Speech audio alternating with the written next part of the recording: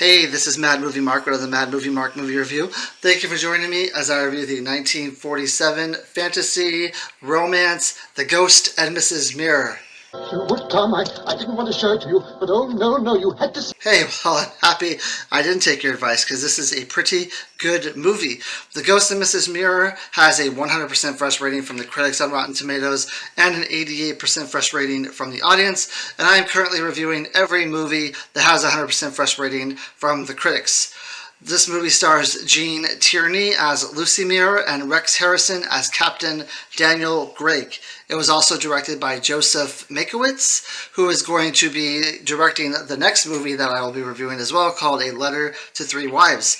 So this movie opens up with Lucy. She has recently lost her husband, and she is living with her in-laws. I believe it's like her mother-in-law and her sister-in-law. And she's decided it's time to cut the cord and it's time to get out of their house and get on with her life. She feels like she's no longer a member of their family since her husband passed away. And we get, maybe there's some animosity here. Maybe she doesn't like them. They don't treat her very well. So she's decided that she's going to take her money and she is going to move out. Now, her only source of income is through a gold mining stock that her husband owned and she's getting dividends for. So that will come into play later. But she goes and she visits the realtor in the area, and he offers all these suggestions for houses that she would love. She wants like a house on a cliff that looks over the water, and he has all these really nice ones, but they're all too expensive. And then she sees laying in front of him a house that is dirt cheap and exactly what she wants. And instead of asking questions as to why this might be true, she tells him, "I want to see this house right away." Now he tries to discourage her in every which way that he can, telling her that she doesn't want the house, it's not the right house for her, but she is steadfast and she wants to look at this house. So they go and look at it, and he's showing it to her and he's still trying to convince her not to take it. And then out of nowhere you hear like a ghost voice laughing, and they run out of the house, and he talks about how this house has led him to drink because it's haunted, and every time someone decides to rent the house they just give it back the next day. Haunted. How perfectly fascinating. Fascinating. I suppose it's fascinating that this house is driving me to drink.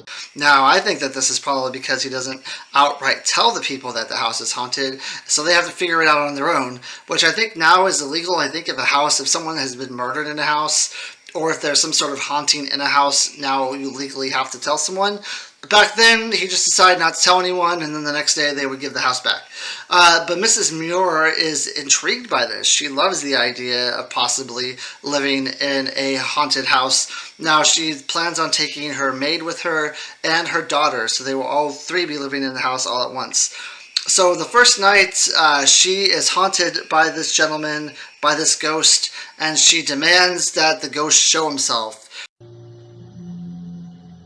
Well? You'll forgive me if I take a moment to get accustomed to you. So he shows himself, and he is the former captain, now the owner of the house. She asks him, "Why are you haunting everyone who lives here?" And he says because he still feels like it's his house. He has a lot of stuff he still wants to do with the house, and he doesn't need people here messing things up and decorating the way they want to decorate, and this is still his. Now, the story was that he committed suicide, and that's why his ghost still haunts the house. His story is that he accidentally, I think, left like a gas burner on, and he, died that way. It was an accident. It wasn't suicide.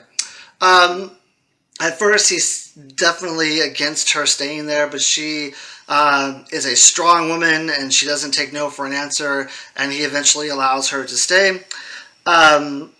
Everything's going pretty good until one day when her sister-in-law and her mother-in-law show up, and they break the news to her that her gold stock is no longer going to be giving dividends, that they've decided to shut the dividend well off.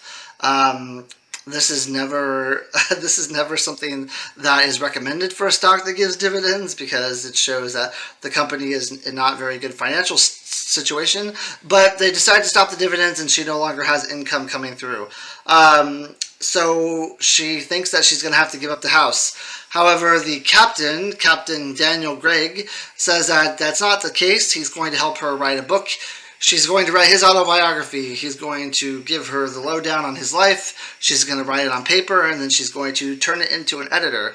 So that's eventually what she does. She goes to an editor, but the editor is like swamped, and even though she had like an appointment, I believe, he doesn't want to see her. But he has another gentleman who's there to see him, and this gentleman offers his spot to her and says, "Hey, look, like I see that you're a woman who's a writer, and you're trying to start off. So here, I'll let you have my time slot." So she goes in, and the editor thinks she's writing some sort of cookbook because she's a woman, and he's seen so many cookbooks and women books come in, and none of them are any good, and he doesn't want to hear it. He doesn't want to see it. But then she says it's a story about the sea life, and it's like a famous seaman, like her husband or something, and wrote it while he was at sea. So he reads the book, and he thinks it's a fantastic book, and he decides he's going to publish it, and he's going to start sending her money for it, so now she has an income again. And when she leaves his office, she runs into this gentleman again who gave up the time slot, and apparently he's like madly in love with her. He fell in love with her at first sight. And it takes some doing, it takes some convincing, but she decides to go on a date with him. First, she talks to Captain Daniel Gregg, says it's not really something she wants to do. She doesn't want to date him. She doesn't feel like dating. But he says, you have to live your life. You're alive. I'm not alive. I wish I could be again, but you're alive, and you have to live your life, and you have to choose to live. It's a great speech. It's a great thing that he says. So she decides he's right, and they start dating each other, and eventually she gets engaged to him until one day she finds out that he's actually married, and his wife and his kids have been away, like out of the country, and now they're back. So this kind of ends the relationship, and she never gets married again. As far as I can tell, they go into the future. She never falls in love again. We go into the future a bit, and her daughter is now engaged to a captain, and her daughter tells her the story about when she was young. When she was a young child, she used to talk to this captain in the house, like it was like her imaginary friend.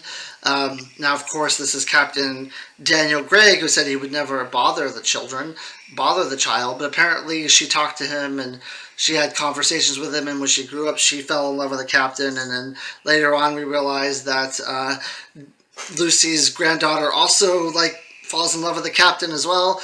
And then, I mean, this is a spoiler, but it's a 1947 movie, so if you haven't seen the ending of it or you want to watch the movie, probably turn this off now. I do spoilers in all of my reviews, though.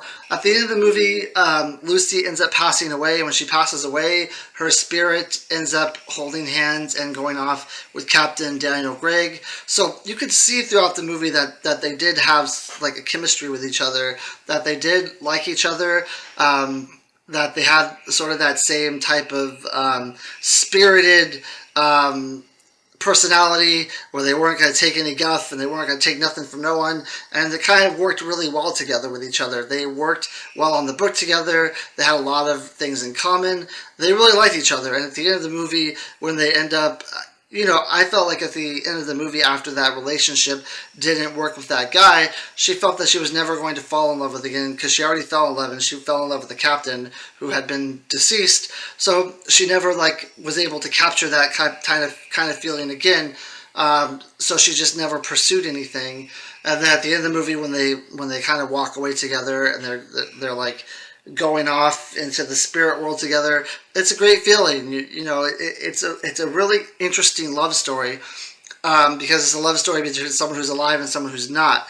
And I'm not sure I've seen that kind of love story on screen before, but the way the acting, they all did a great job. Both Gene Tierney and Rex Harrison are fantastic actors. They did a great job in this movie. You really believed they were the characters that they were. You really believed they had this chemistry and this sort of passion together with each other. But you also believed at times that when they were bickering with each other and they were arguing with each other, that this is kind of like the banter that a relationship, someone in a relationship has. And I thought they did a really good job of it. I really enjoyed the script. I love the story. I thought the cinematography was fine. I will say there was some parts in the movie that seemed like it was dragging a little bit, and where I didn't really know where it was going to go or what they were going to do next. Which I mean that's fine, but the pacing did seem slow at times. I kind of wish they had wrapped things up a little bit sooner, a little bit more. Preferably like when she's having this relationship with this other guy.